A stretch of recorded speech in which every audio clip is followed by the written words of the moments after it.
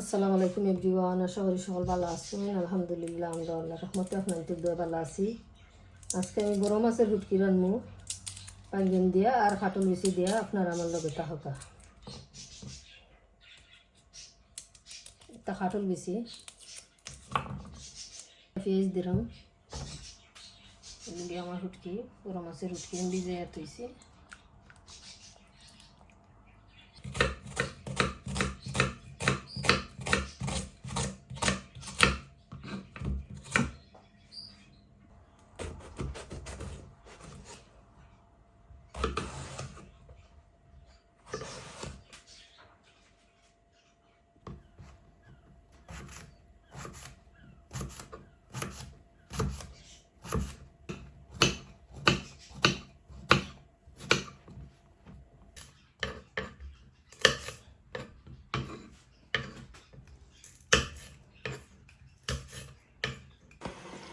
হান্ডি বই দিছি, এখন আমি তেল দিলাম।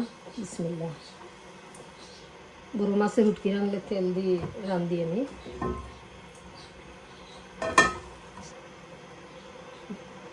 রসুন বড় চামচে 1 চামচ,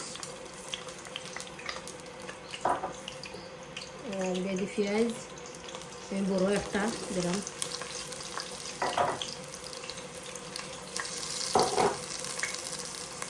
স্বাদ মতো লবণ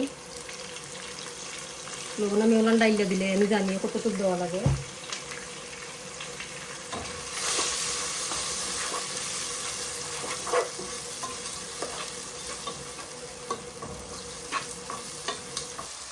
সামান্য গরম পানি দিলাম পেঁয়াজ সফট হইবার লাগি।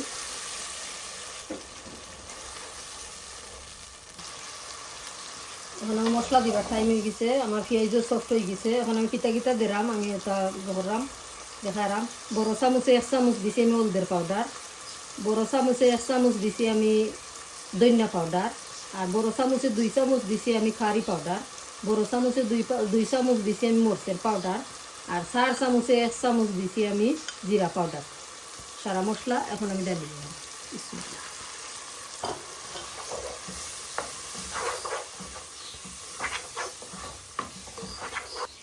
আমি বালাইলে দইয়া রাখি দিছি, 1 ঘন্টা ভিজিয়ে রাখছিলাম, কারণ এটা বড় মাছের রুটকি একটু শক্ত থাকে, লাগে 1 ঘন্টা গরম পানি দিয়ে ভিজিয়ে রাখছি।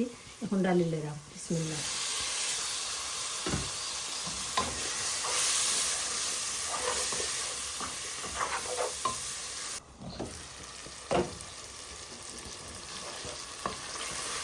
এনাফ বুনো হয়ে গেছে, এখন আমি কাটল বেশি দিলাম। কাটল বেশি একটু শক্ত থাকে, বাদে আমি বাঙ্গন দিলাম। দই হইয়া তৈছি কাটল বেশি, আলু দিয়েও খাই, বাট একটু কাটল বেশি দিছি, কাটল বেশি মজা আছে।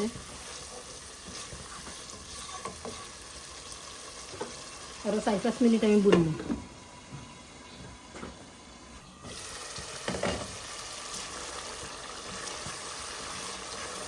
পানি দিয়ে তৈছিলাম আমি, এনাফ বুনো হয়ে গেছে। এখন আমি বাঙ্গন দিলাম, আস্তা বড় একটা বাঙ্গন। বিসমিল্লাহ। কাঁচামরিচ জালে জুলে হুটকি না হইলে মজা লাগে না।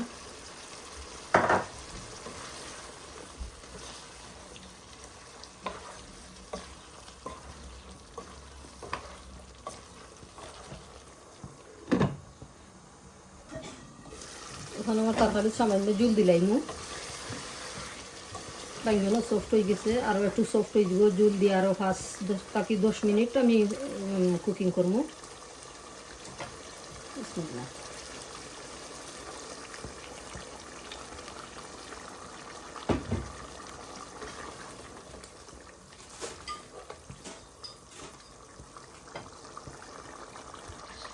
তরকারি হয়ে গেছে, আগুন মারিলে রাম। আর আমার ভিডিও ভালো লাগলে please like, share and subscribe করবা। আর কিলা নইলেও কমেন্ট করে জানাইবা, খারি রান্দা কিলা নইলেও আপনারা কমেন্ট করে জানাইবা। আর সকল ভালো থাকা, সুস্থ থাকা। আল্লাহ হাফিজ।